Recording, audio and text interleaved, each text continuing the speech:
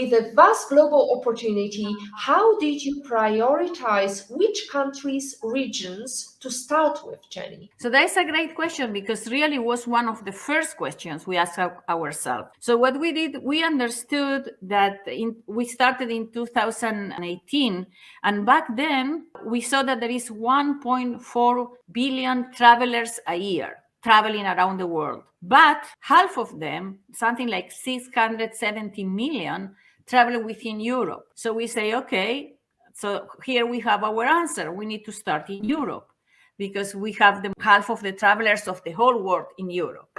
And that was the first decision.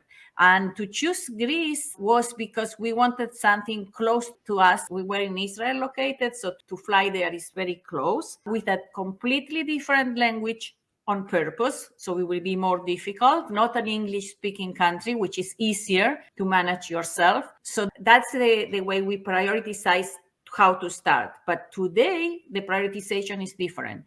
Today, when I sign with a customers, let's say we sign a contract with Allianz in Germany. We ask them, what are the top 10 locations your clients travel to?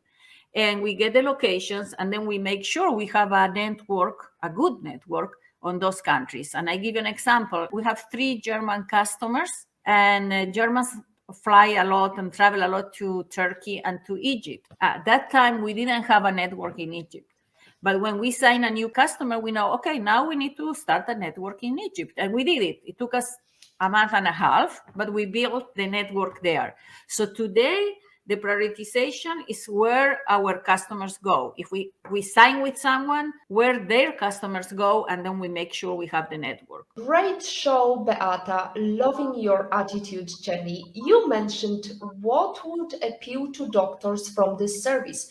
What did you find they want? Okay, the doctors, when we start to talk to them, they don't really understand what it's there for them. But then we explain to them, we don't take from you any money. And that is very important. There are many local applications and platforms that they are for local people to set appointment with doctors, and the doctors need to pay a subscription. But because we take a commission from the transaction, we say, whenever we bring you a patient, then we take our commission. So you have a price that we agree, we take a certain amount, very similar to Airbnb. We take a commission from the transaction. He doesn't need to pay, or she doesn't need to pay upfront anything. We bring a private client that usually wouldn't have seen this doctor because the travelers don't know. I mean, if I need a gynecologist and I'm in Malta, for instance, I don't know where to go. So I will go to a hospital, let's say. And the doctors are very happy because we bring a private client. We pay very fast. They get reviews.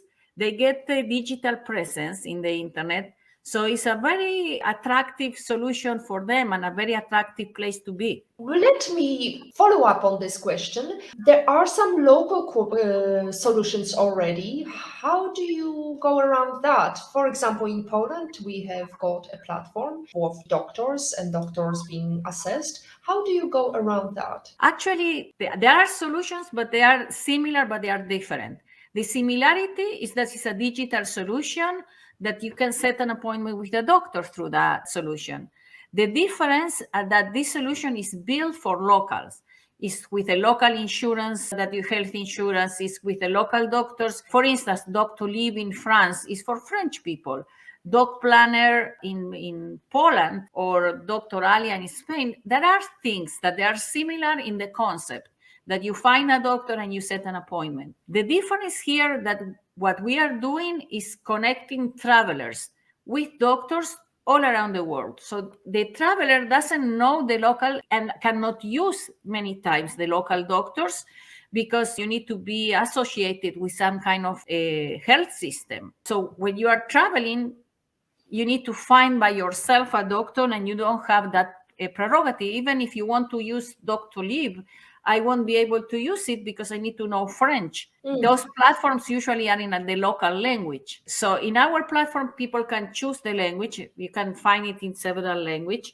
And it's built from day one for travelers, meaning that we work with insurance and the insurance can direct you to us directly.